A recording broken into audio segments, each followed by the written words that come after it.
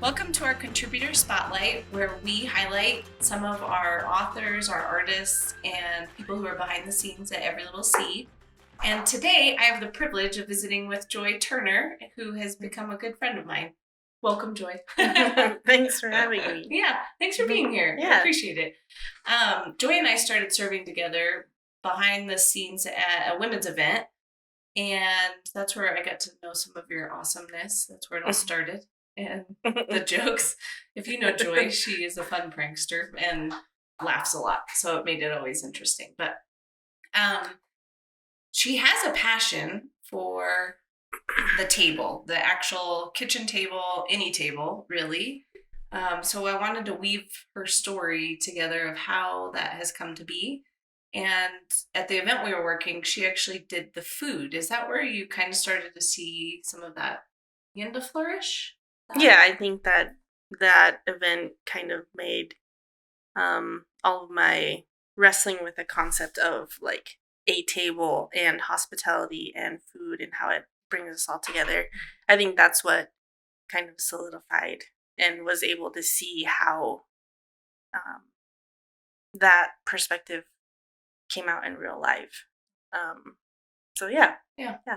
And you had mentioned too, some of it there's been some influential authors, as well as even a group that, I don't know, just kind of tell the story for us of how, whether it was that group that you met with beforehand, that how did it come to be a passion? Because this is actually, Joy does some of the food for our workshops, and the passion that comes out when she's making for others is incredible.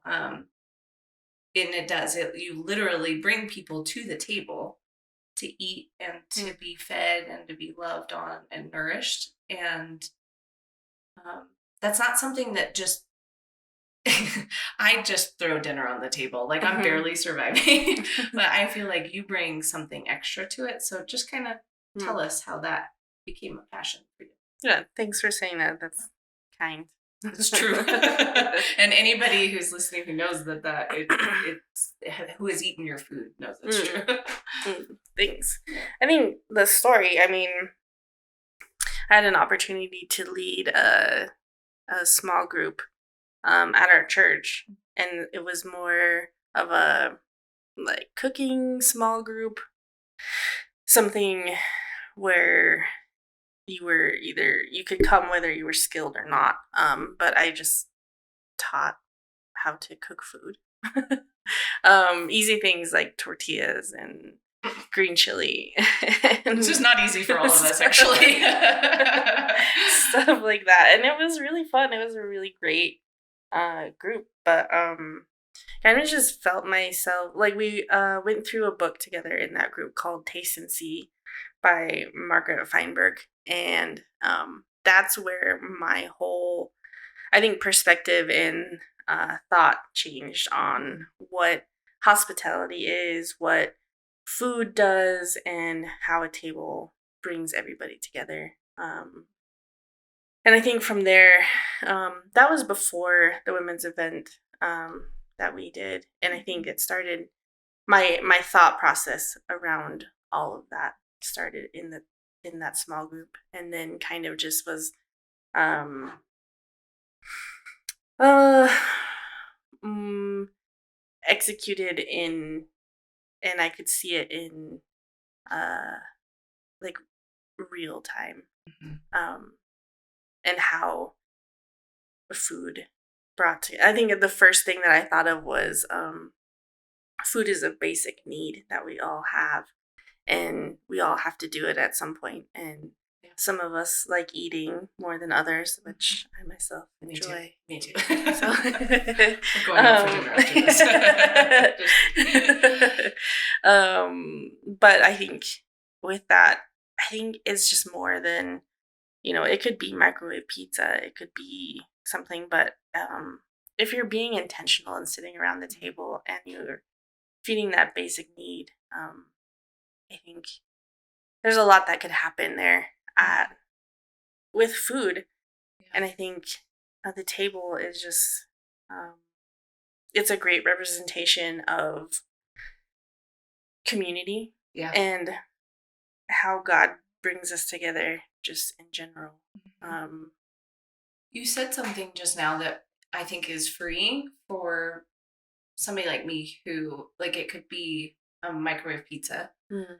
That's not necessarily the heartbeat of the word hospitality. I don't think that you're alluding to. Mm-hmm. There's just, it's making room. Mm-hmm. It's, Yeah, I think it's not, it doesn't matter what's served. I think it's just the intentionality and the heart behind it. The heart behind it being like, hey, I want to hear your story and I'm going to serve you and I need to meet a basic need that all humans need. But with that, the heart behind it is, you know, I want to hear you. I want to make eye contact with you. I want to hear um, something substantial about you. I want to learn something new about you. And that can be with my husband that I've been married to for 16 and a half years, or yeah. a stranger that I meet at a women's event Yeah. and sit across the table from, and you ask intentional questions and care to hear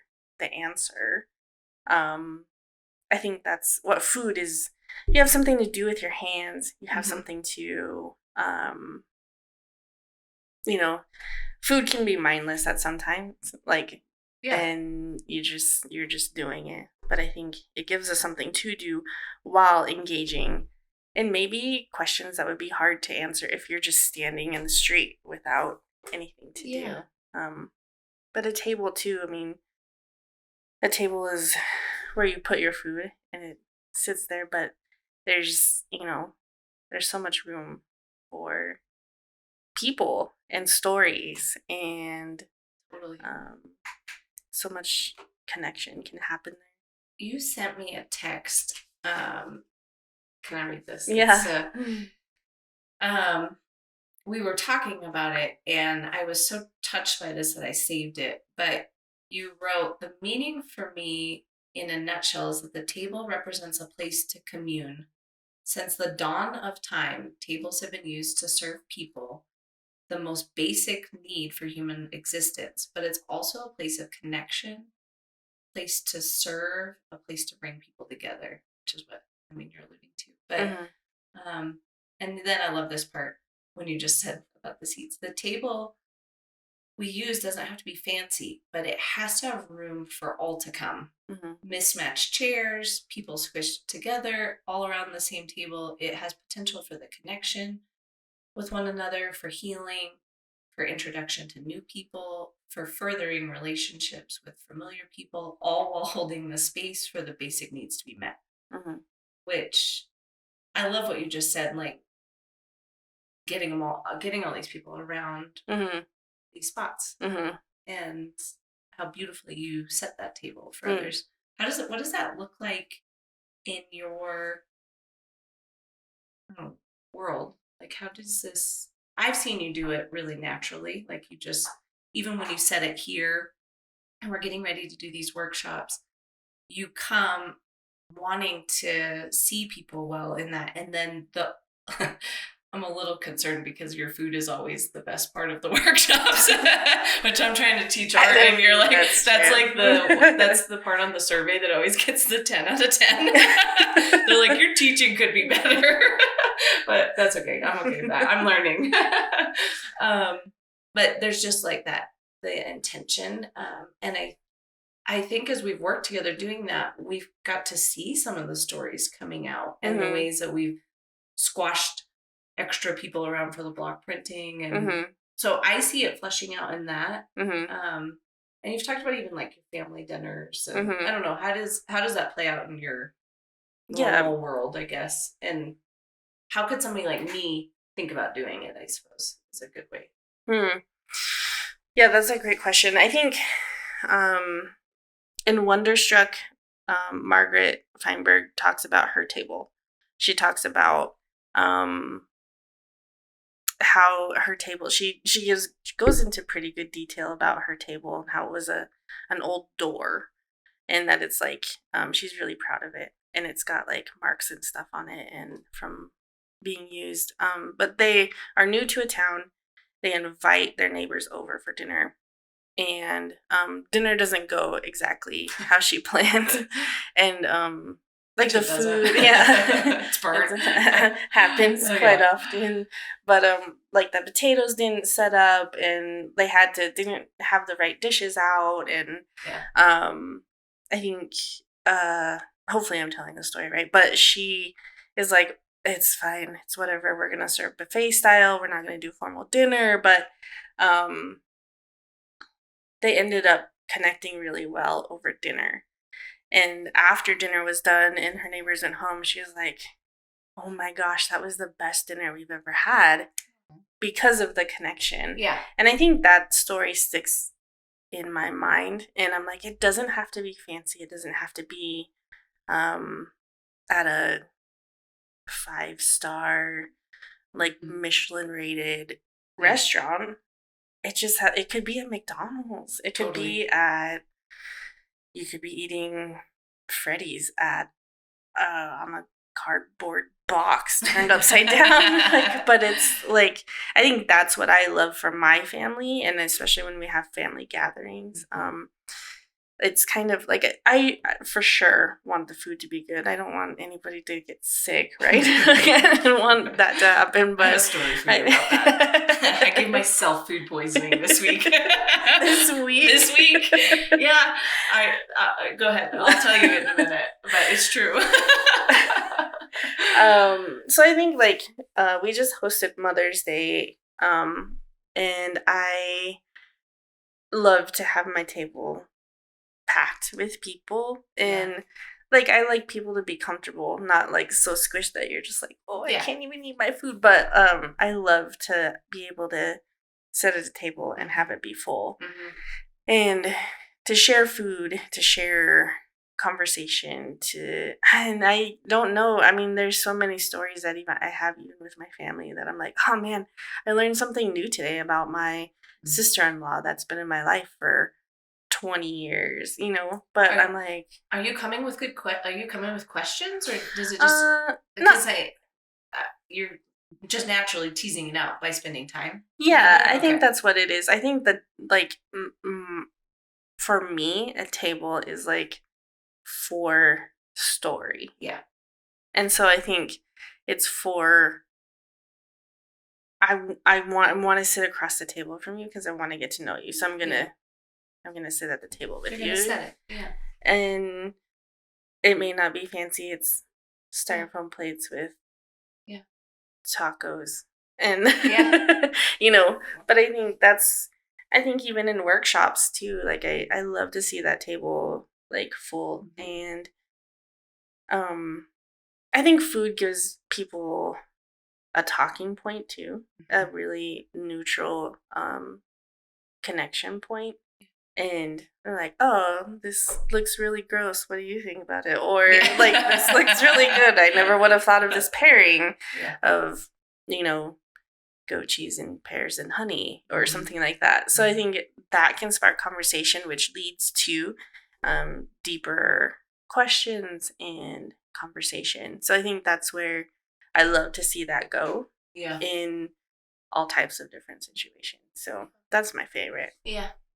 Okay, what is your favorite thing to make? Put me on the spot. I really like making tacos. I think they're just so versatile, and you can change them up so much that I think I love good tortillas, and then I love changing up the fillings. So that's probably my favorite. Some of my favorite taco places here in town you've actually found for me. I just now go faithfully. Yeah, the one though I will say I'm confident is where I picked up COVID the first time. I was like, nobody here's wearing masks. And then I think I remember that one because the Instagram came out like a few days later. I was like, oh shoot, I tested positive. Courtney took a picture there. That's exactly right. No, okay, I do have to tell you though. So I made all of these pork sausages. I was going out of town, and I had a ton of now high school girls over, and so I made a huge meal. Well, I overdid it, and I cooked too much food for them. Yeah. as one does. So I left him in the fridge and I thought, great, Chris can use them while I'm gone. Yeah. And he didn't see them. So I got back and all of these sausages are in the fridge. And I thought, I'm not going to waste them. But now they've been there, I don't know, a solid amount of time. So I open up the container and I sniff it and I'm like, it smells okay. And so I went in. I ate dinner that night out of this box. And oh my gosh, I regretted it very, very soon thereafter. And for the next 24 hours. Yeah. And thankfully, my two younger, Elsie and Joe, they were like, no, we're not eating that. And I'm like, why not? And so they didn't eat it. And then Olivia and Chris were gone. So I was the only one in my whole family. Everyone, I did not fill my table, thankfully, that night, because we would have had consequences today as a group. Oh, man. Okay, so side topic. When I go places with you, I love this about you. When I go places with you, you always, not always, but often buy the expensive cool chocolate at the cash register. And it is like truly one of my new favorite hobbies is trying chocolate that I didn't think I could ever try. I don't know. I was like, I don't know who buys this, but you buy it. Sucker. Yeah. Do you have a favorite of? I think my favorite right now is probably I don't even know how to pronounce the name, but it's the HU one. Oh, Huies? Huies? I don't know. Is it HUEY? It has the hand. No, it's the hand. It it's like that makes. Sorry, that was a bad sound. Okay, put them down. It's whatever is made. They like do cashew butter, and it's like, I think I like it because it is all inclusive. Like it's like allergen free, so it's like I don't think it's nut free, but I think it's like gluten free, and it could be dairy free, and I think that's why I like it. It's like it's a great company, and I actually really love Theo's chocolate too, out of Seattle. That's good. That's my favorite too. So yeah, you're always very thoughtful about that. Like thinking about the gluten-free piece and the which is, I love that about you too. You said it for everyone. You set a table for everyone. Thanks. Okay, well before we go, I do have to tell you that one, you've inspired me with this because our neighborhood gals have started getting together, and we meet only. I actually wasn't the one who initiated it originally. But we meet only like once a month, and we'll just pack on to whatever side yard or wherever outside.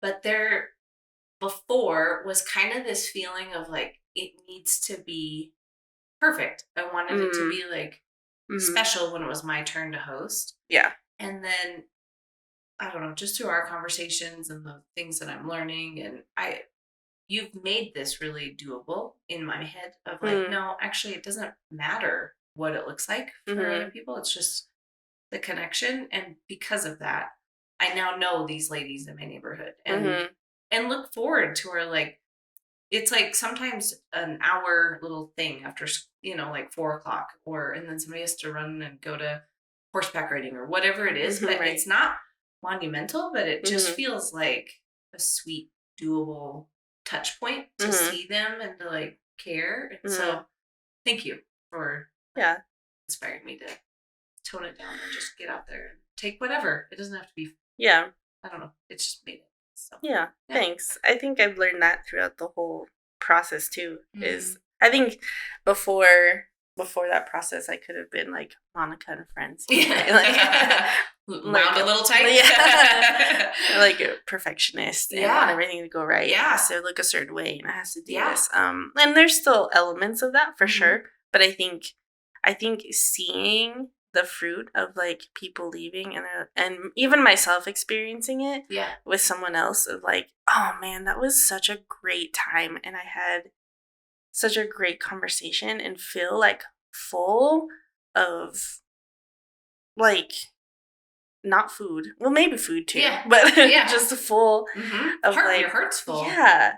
And I think I'm like, I couldn't tell you what I ate.